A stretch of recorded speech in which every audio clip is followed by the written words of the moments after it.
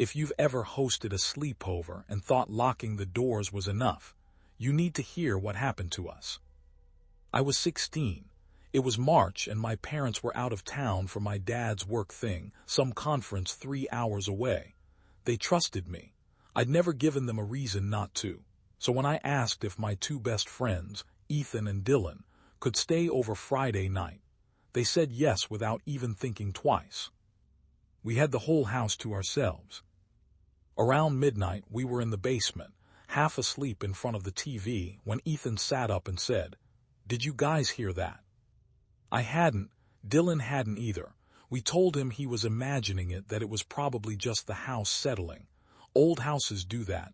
Pipes clank, wood creaks, whatever. I wasn't worried. Not yet. But then it happened again. A sound from upstairs. Not a creak. Not settling. It sounded like something heavy being dragged across the kitchen floor. We all went quiet. The TV was still playing, but none of us were watching it anymore. I remember standing up and saying, "I'll go check," because that's what you say when you're 16 and trying to sound braver than you feel. Ethan and Dylan followed me up the basement stairs, close behind, neither of them saying a word. The kitchen was empty. Everything looked normal, chairs pushed in, dishes in the sink from dinner. But the back door, the one that led out to our yard, was open. Not wide open, just cracked maybe 4 inches. I knew I'd locked that door. I always locked that door. My mom drilled it into me my whole life: lock the doors, check the windows, don't be stupid when you're home alone. Ethan walked over and checked the lock, and it wasn't broken. It had been opened from the inside. That's when the fear really set in. Because if it was opened from the inside, that meant someone had been in the house with us. We locked the door again, and I remember my hands shaking so bad I could barely turn the deadbolt. We turned on every light on the first floor. We checked the living room, the dining room, the laundry room. Nothing. No sign anyone had been there. No missing valuables, no mess, nothing broken. For a minute, I actually started to relax. Maybe it really was nothing. Maybe one of us had left the door unlatched earlier and the wind just pushed it open. Then Dylan noticed something on the kitchen counter that hadn't been there before. 3 cups of water, lined up in a neat row, right next to the sink. Not glasses from our cabinet, plastic cups, the kind you get free at a gas station or fast food place. None of us had gotten those out. None of us owned cups like that. I want you to sit with that for a second, because that detail still keeps me up some nights. Someone had been in my house. They'd gotten a drink of water, 3 cups, 1 for each of us. We called the police right after that. I remember my voice cracking when I gave them the address, and the dispatcher telling us to stay together, stay in a room we could lock, and wait for them to arrive. We went into my parents' bedroom, the only room upstairs with a lock that actually worked, and the 3 of us sat against the door with a baseball bat I grabbed from the hall closet, not saying much, just listening. That's the part nobody warns you about, the waiting. Every sound in a quiet house becomes unbearable when you know someone might still be inside it. The hum of the refrigerator downstairs, the furnace kicking on. It took the police almost 20 minutes to get there, though it felt like hours. When they finally cleared the house, they found something we hadn't: a basement window, the small one near the laundry area, unlatched and pushed open just enough for someone to slip through. It was low to the ground, mostly hidden behind a row of bushes outside. Easy to miss unless you knew exactly where to look. The officer told us whoever it was had probably been in the house before we even got downstairs to watch TV. That they likely heard us come down, panicked, and hid somewhere, maybe the laundry room, maybe a closet, waiting for a chance to slip back out through that same window once we were distracted. They never found who did it. No fingerprints, no leads, nothing. The case got filed away and forgotten by everyone except the 3 of us. What still gets me, even now, years later, is how ordinary that night felt right up until it wasn't. We weren't doing anything reckless. We weren't out somewhere we shouldn't have been. We were just three kids in a normal house, in a normal neighborhood on a Friday night. And somehow, for at least part of that night, we weren't alone. Someone was in the house with us, moving through our space, touching our things, drinking water from our sink, while we sat 20 feet away completely unaware. My parents changed every lock in the house after that. They installed cameras, motion lights, the works, and for months I couldn't sleep in a house without checking every window twice. But here's the thing that really haunts me. To this day, I don't know how long that person was inside before Ethan heard that first sound. Could have been minutes, could have been hours, could have been there before we even started the movie, sitting in the dark somewhere in my own home, listening to us laugh and joke, completely unaware of what was quietly happening around us.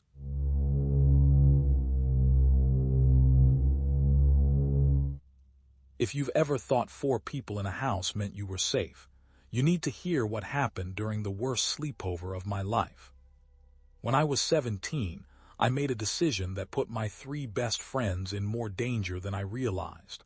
Not because of anything supernatural, because of one text message I ignored. It was October, my parents were out of town for the weekend, and I had the house to myself. So naturally, I invited my 3 closest friends over, Marcus, Tyler, and Jake. We'd been friends since middle school. Pizza, video games, bad horror movies, the usual. Nothing special. Just 4 teenage guys trying to make the most of an empty house. Around 9 p.m., while we were setting up the game console, my phone buzzed. A text from a number I didn't recognize. It said, "Tell your dad he has until midnight." I laughed it off. Wrong number, probably some prank. I didn't even reply. I just muted my phone and went back to my friends. What I didn't know, what none of us knew, was that my father had been dealing with something for weeks. He ran a small used car lot on the edge of town, and 2 months earlier, he'd sold a car to a man who turned out to be involved in something ugly. I still don't know all the details. What I do know is that man believed my dad had something that belonged to him. Cash, hidden in the vehicle before it sold. My dad swore he never found anything. The man didn't believe him. None of that meant anything to me at 9 p.m. I was 17, eating pizza, laughing at Tyler getting destroyed in a racing game. By 11, we'd moved to the living room, sleeping bags spread across the floor, lights mostly off except for the blue glow of the TV. We were watching some cheesy slasher movie, more for the jokes than the scares. Jake kept pausing it to do the killer's voice. Marcus was half asleep already. It felt normal. It felt safe. Then the garage door opened. Not the front door. The garage. The heavy mechanical hum you feel more than hear, vibrating faintly through the floor. My stomach dropped because my dad's truck was 2 states away and my mom didn't have the clicker with her. Nobody was supposed to be able to open that door. I sat up so fast I knocked over a soda can. Tyler asked what was wrong and I told him to be quiet. We all just froze, listening. The humming stopped. Then silence. I whispered that maybe it was the neighbor's remote crossing signals, some technical glitch. I wanted to believe that so badly. Marcus grabbed the TV remote like it was a weapon, which, looking back, still makes me laugh a little because what was he going to do? We waited almost 10 minutes. Nothing else happened. No more sounds. Eventually Jake convinced us it was nothing, some fluke, and we should just go check the garage together, all 4 of us, strength in numbers.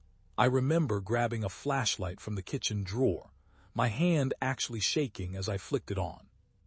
We opened the door connecting the kitchen to the garage. Empty.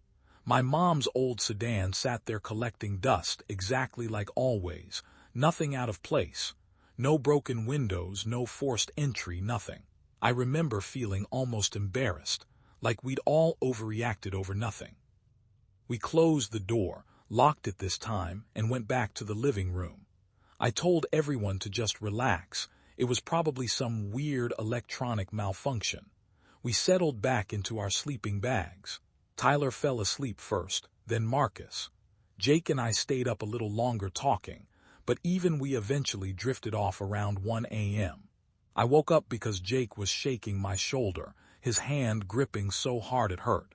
He didn't say anything. He just pointed toward the kitchen doorway. A man was standing there, not moving, just standing in the dark watching the four of us on the floor. I want to be clear, this wasn't some blurry shadow or trick of the light. He was real, wearing a dark jacket, hands in his pockets, completely still, like he'd been standing there for who knows how long before Jake noticed him. My whole body locked up. I couldn't scream. I couldn't move. Tyler and Marcus were still asleep, completely unaware, and every instinct in me was screaming to protect them, but my legs wouldn't respond. The man finally spoke. His voice was calm, almost gentle, which somehow made it worse. He asked where my father kept his safe. I told him we didn't have one. He said he didn't believe me. Jake, next to me, started crying silently. I don't know where the courage came from, but I told him my dad wasn't home, that whatever he was looking for wasn't in this house, that we were just kids and had nothing to do with any of it. He stared at me for what felt like an entire lifetime. Then he said something I'll never forget.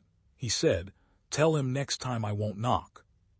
And then he just left, walked back through the garage, calm as anything, like he was leaving a friend's house after a normal visit.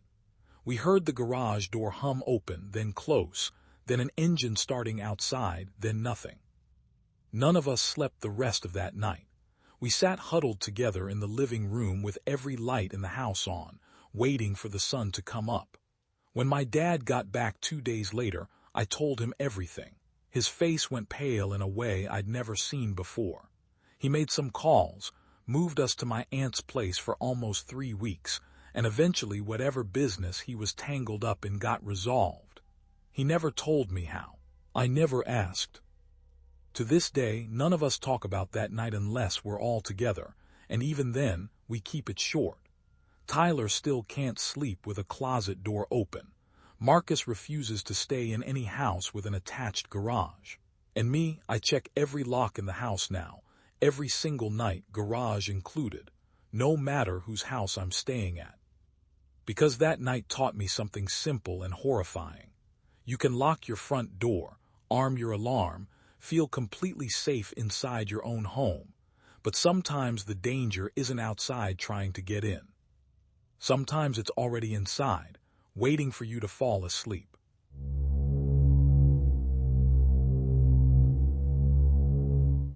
If you've ever hosted a sleepover and heard a knock on the door after everyone was supposed to be asleep, I need you to listen to this before you ever do it again.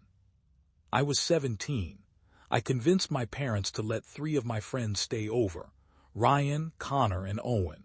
We'd been friends since middle school, the kind of friends who show up at your house without calling first. My parents trusted me. Big mistake, honestly, but I didn't know that yet. The house was a rental on the edge of town, one of those older places with a long gravel driveway and a detached garage that never quite closed all the way. My dad kept saying he'd fix the garage door. He never did. We spent that night the way you'd expect. Fast food, games. Around midnight we started telling stories, trying to one-up each other with the scariest thing we'd ever heard. Somewhere around 1 a.m., Connor went to grab water from the garage fridge. He came back a minute later quiet. Too quiet for Connor, who never shut up. He said the garage light was already on. I told him he probably just forgot to turn it off earlier. He said no, he was sure. He said the fridge door was open too, just an inch, like someone had opened it and hadn't closed it all the way. We laughed it off. Kids do that. You laugh because the alternative is admitting you're scared, and none of us wanted to be the first one to say it out loud. Around 2 a.m., we were all in the living room, sleeping bags spread out, TV playing something none of us were watching. I woke up because I heard the back door. Not knocking, not footsteps, just the specific creak that door makes when it swings open, because the hinge never got oiled. I sat up. Ryan was awake too, staring at me like he'd heard it as well. We checked the door. It was unlocked. I know I locked it. I checked it twice before everyone went to sleep, and it was open about 6 inches. Here's the thing about being 17 and in charge of a house for the first time. You want to believe you imagined it. You want to believe the wind did it, even though there was no wind that night. So that's what we told ourselves. We locked it again, we checked the garage, nothing looked touched, and we went back to the living room. I didn't sleep after that. I lay there with my eyes closed, listening to my friends breathing, to the house settling, to every single sound a house makes that you never notice until you're waiting for something to happen. At 3:40 a.m., the power went out. Not just the TV, everything. The hum of the fridge in the kitchen just stopped. Owen sat straight up. Ryan grabbed his phone for the flashlight, and that's when we heard it. A voice from somewhere near the kitchen. Low, male, talking like he was on the phone with someone, having a completely normal conversation. I want you to understand, none of us moved. We didn't scream. We didn't run.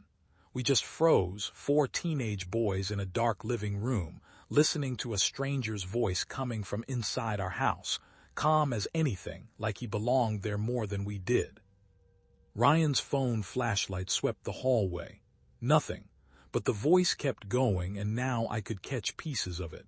He was talking about a truck, about needing to be somewhere by 5. Just a regular conversation happening in my kitchen at 4 in the morning, while 4 kids sat paralyzed 20 feet away. Connor finally grabbed my arm and pointed at the front door. We didn't discuss it. We just moved, all 4 of us, out the front door and onto the lawn in whatever we were wearing, which for me was just a t-shirt and boxers in November. We stood in the yard and called 911 from Owen's phone, the only one of us that still had decent battery. I remember my voice shaking so bad the dispatcher had to ask me to repeat the address 3 times. Police got there in about 11 minutes. When they went in with flashlights, the house was empty. No sign of forced entry except that back door lock, which they said looked like it had been picked, not broken. The power was out because someone had flipped the breaker in the garage that never closed all the way. They found something else too. In the kitchen on the counter was a piece of sticky note with something written on it in pen. Just 4 words, "Nice house, good boys." The police never found who it was. No prints, nothing on the one camera we had, which had been unplugged. They said it might have been someone who does this for a thrill, breaking into occupied homes and just existing there, watching how long it takes people to notice. Not to steal anything. Not that they ever found a name for it, just a theory. I moved out of that house with my parents 8 months later. I never told them the whole story until years after. To this day, I don't host sleepovers, and if I'm staying somewhere with a garage that doesn't close all the way, I check that lock more than once. If you're planning a sleepover this weekend, do me a favor. Check every lock in the house before everyone falls asleep, because some people don't break in to steal from you. Some people break in just to see how close they can get without you ever knowing they were there. If these got under your skin, hit subscribe so you don't miss what's coming next. Drop a like if you made it to the end without checking your locks twice. And down in the comments, tell us which of these 3 stories messed with you the most. We read every single one. Thanks for watching.